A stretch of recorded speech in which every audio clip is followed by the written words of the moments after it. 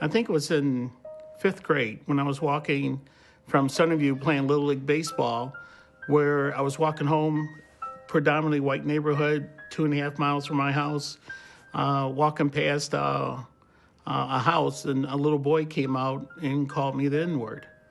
And I looked at him, and he looked at me, and I would say he was probably 3rd grade. I was in 5th grade or 2nd grade. He was, and I said, you need to go talk to your mother about that. So when it happened to me, I'm thinking, okay, this is the norm, so get used to it. And what I didn't realize that this will continue my entire life. That first time that something like that happened to me, that was just the beginning. A continuing series of small indignities. In elementary school, the white kids were surrounded by black kids. A short film about Rodney Harris, who grew up in Clinton Township, southeast Macomb County. He went to Eastern Michigan University. He'd marry Karen, his college sweetheart, and spend nearly 4 decades as a retail manager, now retired. Harris is talking to the film's director, Michael Pfaendtner, about how and why the film was made. I happened to read an article that someone wrote about what was called the blackmail code, which was essentially a conversation that parents would have with a teenage son, basically explaining the rules, how the world works, and what you need to just navigate if you want to come out alive. And I posted that. I think it was February 2012 when Trayvon got murdered, and you had posted something on Facebook, and I'm going like, yeah, growing up black in America, you want stories? I have stories, which I really haven't talked to anyone about. And I just recall, before everything started when I was 10 years old, I was in looking back, I was in a safe community because I never got mistreated. So once I got outside that community, that's when everything started. Yeah, that's where we met, is in 6th grade. One of the things I always realized is in English was a hard subject for me because at home you spoke broken English. So all those questions, what people will ask you, which I never asked the white kids this, why do you wear bell bottoms? You start to think that things are different. Looking back, you always wonder, why Quinn Road? Well, that's where black people were, So if you looked in Macomb County, entire Macomb County, the black people were in southeast Macomb County, which is Quinn Road area, which was about a mile square, 14 to 15 mile, Gratiot to Harper. Harris starred in 3 sports at Clintondale High School, where, in the early 70s, there were very few other African Americans. Sophomore year, Colleen was in my U.S. history class. That summer of our junior year, I asked her out. My football coaches started looking at me differently when they saw me with her. Notice a change, a huge change. I was one of the better athletes in school. Definitely saw an attitude change with all my coaches. Just little things all over the place. Why are you trying to wreck your career? And I was a starting quarterback since 10th grade. My senior year, they took me out of playing quarterback and switched me to a running back, which I was fine with. I knew my future wasn't in football at all, and I got to play defense a little bit more. So I thought that was good for me, but sometimes looking back, you kind of wonder, were they doing this for the good of the football team or, to somehow punish me? You were a popular athlete in school. Yeah. And a lot of us were, me included, were pretty oblivious to what your life was like, what you were observing.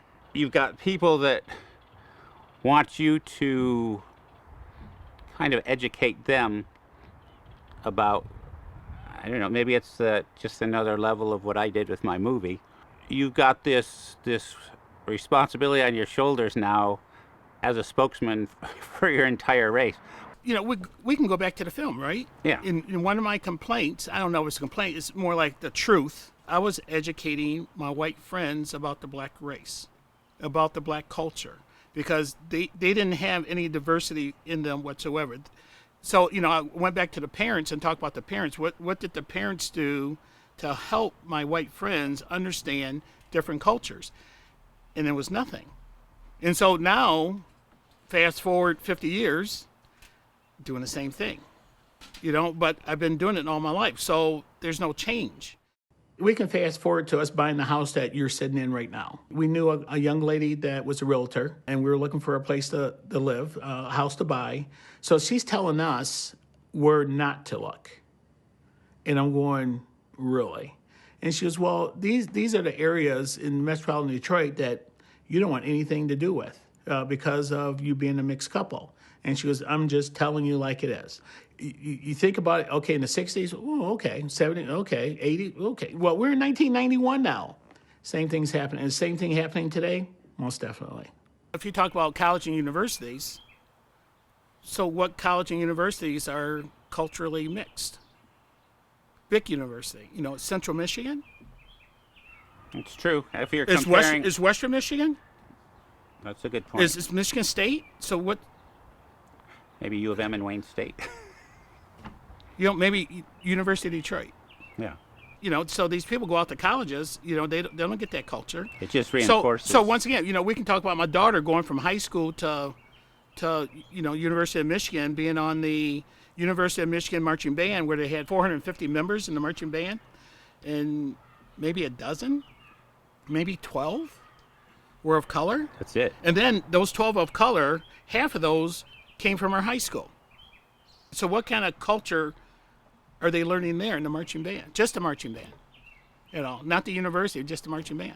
So your whole life, you're living in this bubble, and you continue in this bubble, and you don't go outside your bubble. And I'm not saying everyone, but too many people don't go outside their bubble.